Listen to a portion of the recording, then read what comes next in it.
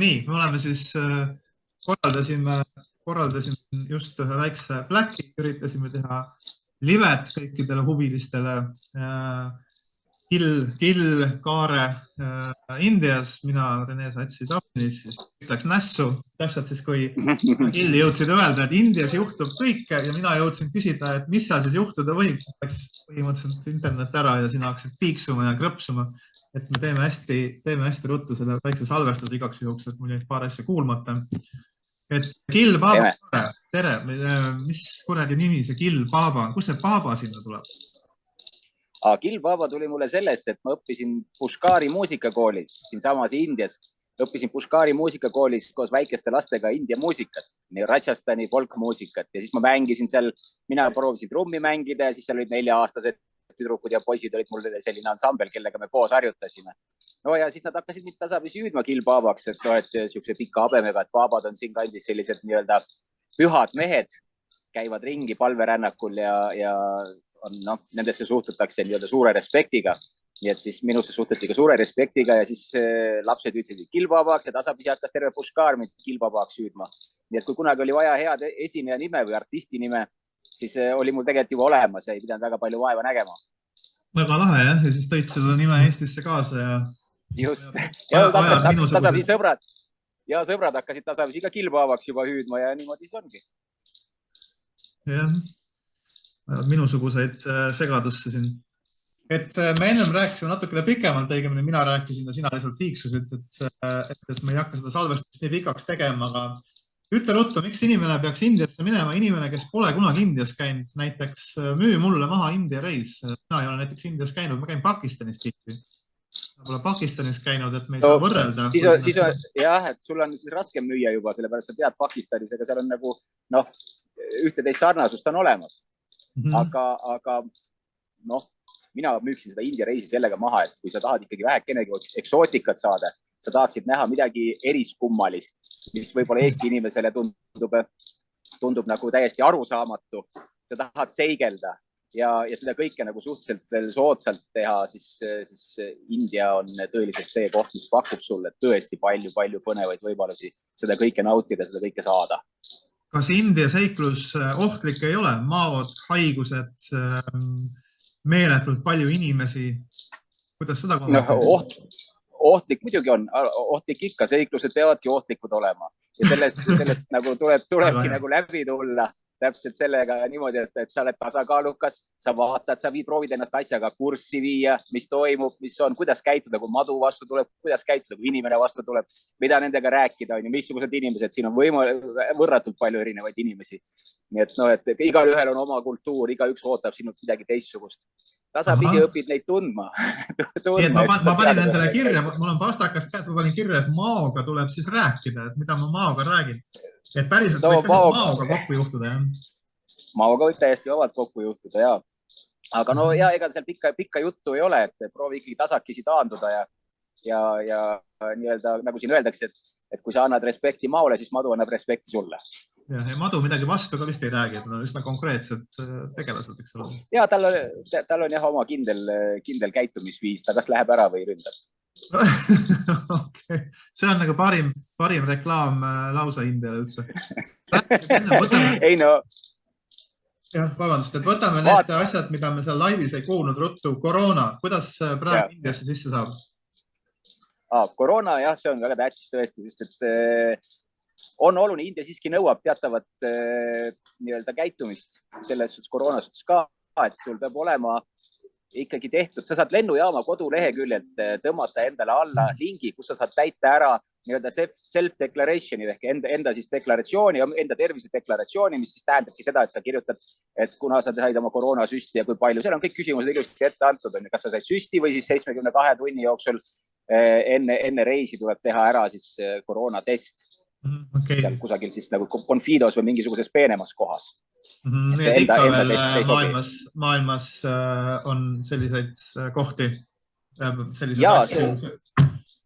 sest olgugi, et no, et siin paljud räägivad, et nendelt pole küsitud minult, näiteks ikkagi lennujaamas tollimees ikkagi reaalselt küsis sedasama self-declarationi dokumenti, mis mul oli välja prinditud õnneks olemas, sain talle selle anda ja jäi rahule, lasi mu sisse. Okei, super. Vahepeal tuleb torumees sisse siia, et ma pean nagu sellised nägud tegema, et minge ära siit toast. Nii.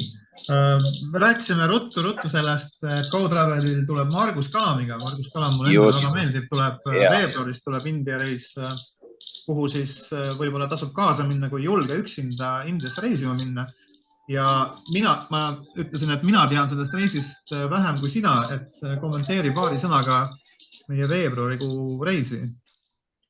Just, ma julgeks väga soovitada Margus Kalamiga reisile minekut, sest et see on täpselt niisugune hea eelhüpe, kui sa järgmine kord tahad üksinda tulla reisile, siis Marguse reis on see, mis juhatab sisse täpselt. Margus oskab väga hästi öelda sulle, mida tuleb teha, kuidas kohtuda, kuidas inimestega suhelda, erinevad kultuurid, kuidas riidesse panna, millist toitu süüa. Margus, ma lugesin seda programmi ja vaatasin, seal on tõesti väga põnevaid asju sees, kaasa arvatud, mis oli isegi reis slummidesse, mis on tohutult põnev elamus kindlasti. Mina olen Margusega rabas ainult käinud, ma läheks taga Indiasse küll. Rabas oli küll tore. Kõik jäid ellu. Eriti tihti Eesti rabades. Ma olen kindel, et ka Indias jäävad kõik Margusega koos ellu, sellepärast ei ole vaja muretseda. Ja kindel on see, et Margus juba hoolitseb selle eest, et see reis oleks piisavalt põnev. Selles ma ei kahtle. See on jutt, mida tuleb rääkida pärast seda Mao juttu, et kõikidel läheb see madu meelest ära ja asendub vaikselt Margus Kalamiga, et madu paha. Just. Niimoodi asjad toimub. Aga rääkisime sellest ka, et mida sa Indias teed. Mitu korda sa käinud oled? Sa oled kogu aeg seal Indias. Ma olen aastast 97 olen olnud Indias ja proovinud võimalikult palju olla. Omal ajal sai läbi rännatud kõik seljakotiga, mõned kohad on muidugi rändamata, sest India on suur maa. Aga praegu ma olen, kui alustasin muusikaõpinguid, siis ma olengi nüüd leidnud omale mõned kindlad vahvad kohad, kus ma käin ennast laadimas, jälle suve pikendamas või siis juba nii kevadel kui sügisel, kus on siis kõige paremad ajad käia. Et Indiast, sellest eriti siin Pushkarist, Rajasthanist on ju mõned kohad on veel siin Indias olemas, kus ma ikkagi järjekindlalt püüan kogu aeg tulla ja kus mul on tõesti hea olla. Ja see Pushkaris, kus sa hetkel siis oled, see on Pakistani piiri lähedal nii-öelda India. Ta on Rajasthani osariigis. Rajasthan piirneb ühest küljest, lääne küljest Pakistaniga, aga siit on ikkagi veel nii-öelda Pakistani piirini veel natukene minna. Palju sa seal Indias nagu maa-alasid oled vallutanud selles mõttes, et kas sa oskad rääkida mulle Põhja- ja Lõuna-India erinevustest näiteks? Ma kujutan ette, et see maalapp on meeletult suur, ta on vist seitsmes suuruselt maailmas üldse, jah? Et peaks olema meeletu erinevus Põhja- ja Lõuna-India vahel, et kuhu minna? No ikka ongi, et on täitsa olemas. Põhjas on põhiliselt mäestikud, on ju, Himalaja on põhjas ja seal on oma ette rahvas täiesti mägirahvas näeb täiesti teistsugune välja. Siis seal Kesk-Indias, Delhis, seal jälle oma ette. Igas osariigis on natukene väikene selline oma kiiksi erinevus olemas. Lõuna-Indias on inimesed rahulikumad, võib-olla seda rahvastiku tihedust on sutsukene vähem. Seal on ilusad rannad, seal on võib-olla natuke kirevam kõik, on ju, riietused on kirevamad.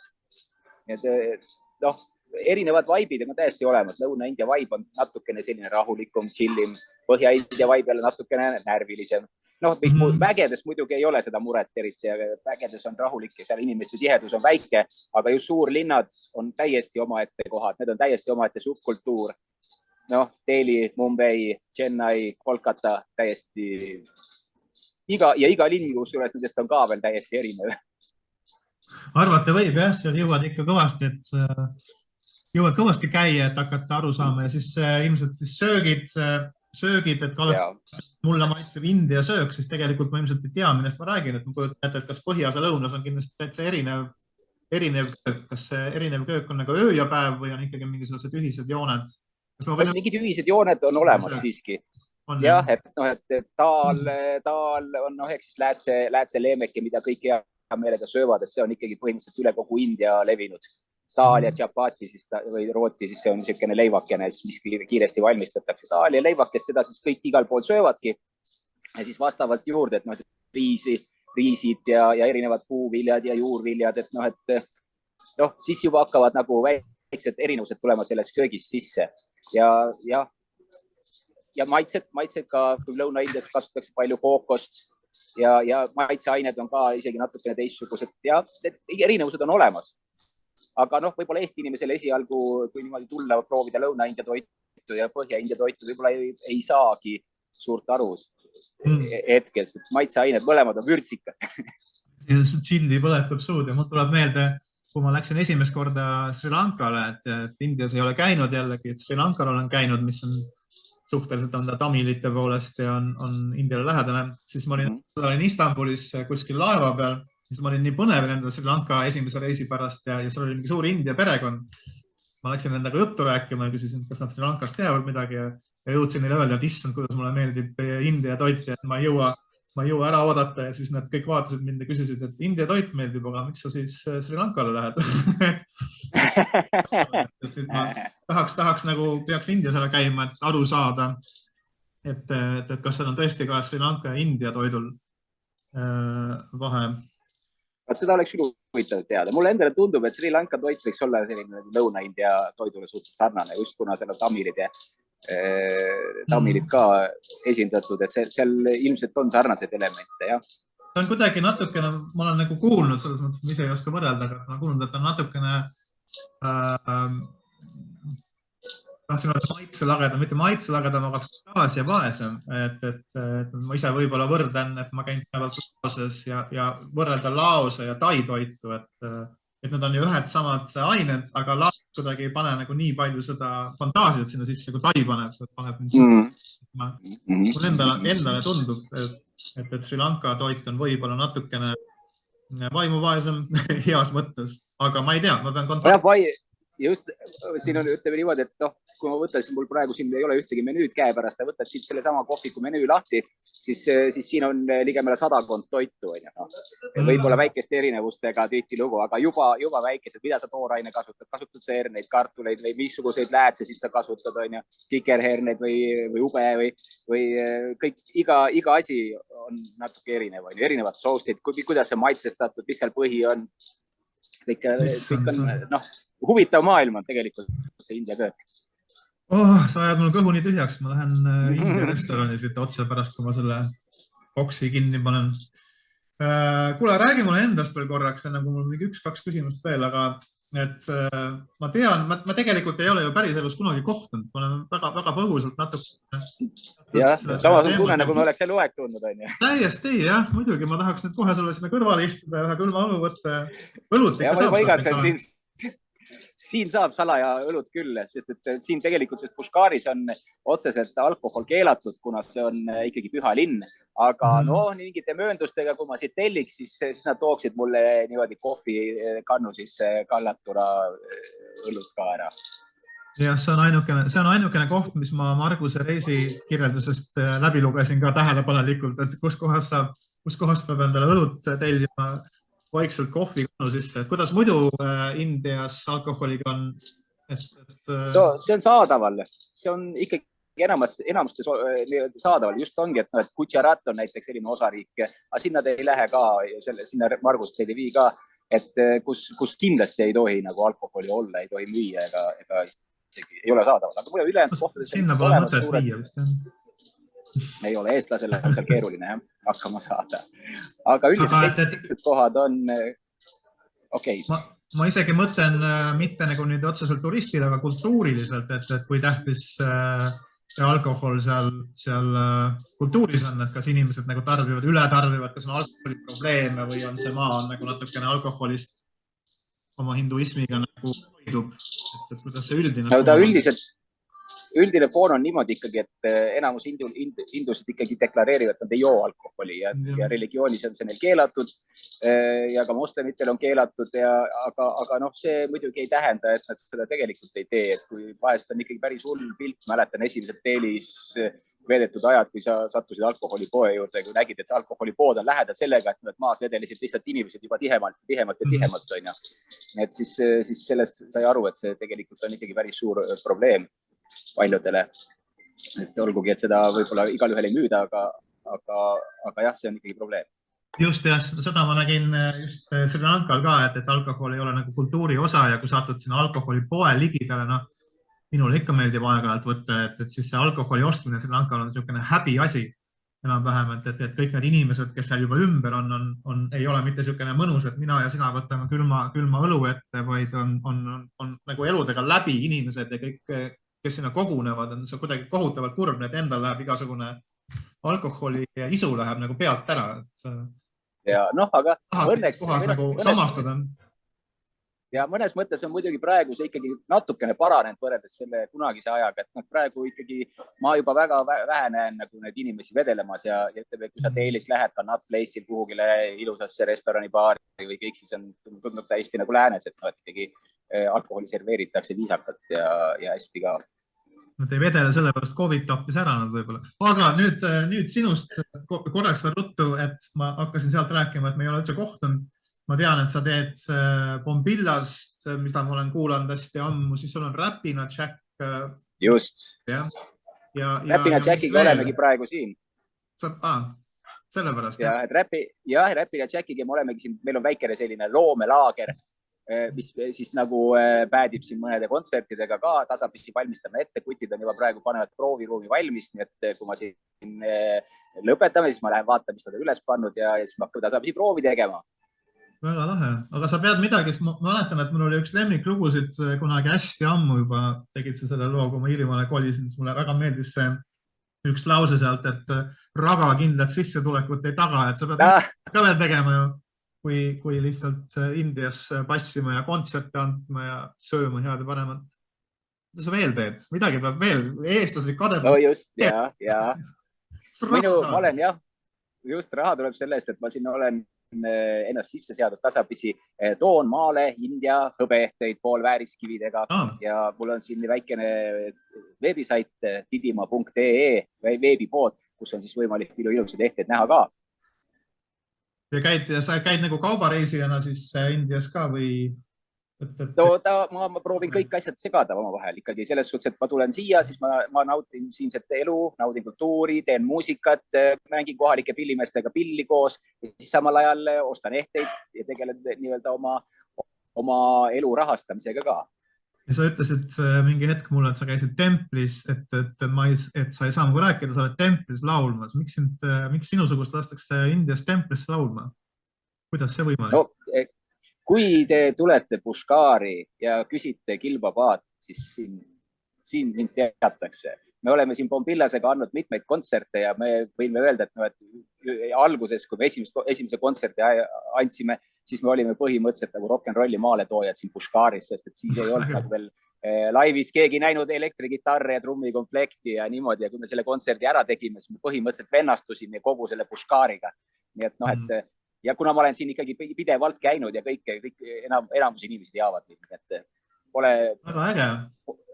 Ja siis õppisin ka laulma kohalikke mantraid või tähtsaid religioosseid tekste, mantraid ja koos preestritega ja olen sõber ühe kõige Pushkari ühe vanima templi preestriga ja tema siis nüüd mu enda suur soov on nüüd õppida laulma mantraid veel rohkem, veel paremini ja hakkangi tema juures õppimas käima ja siis ühtlasi ka laulma siis templites. Kas ma saaks ühe minuti hääle näidet või sa praegu ei taha laulma hakata seal? Ma laulan ühe ilusa laulu, see on Marguse reklaamiks, sest et see on see, kui te olete lugenud raamatut Minu Aasia Marguse raamatust, siis see laul on see, mis päästis Marguse elu. Okei, mul ei tule see koht meelde, ma olen seda raamatut lugenud küll, aga ilmselt see oli nii hirmus. Aga jaa, loe uuesti üle siis. No, lase käia.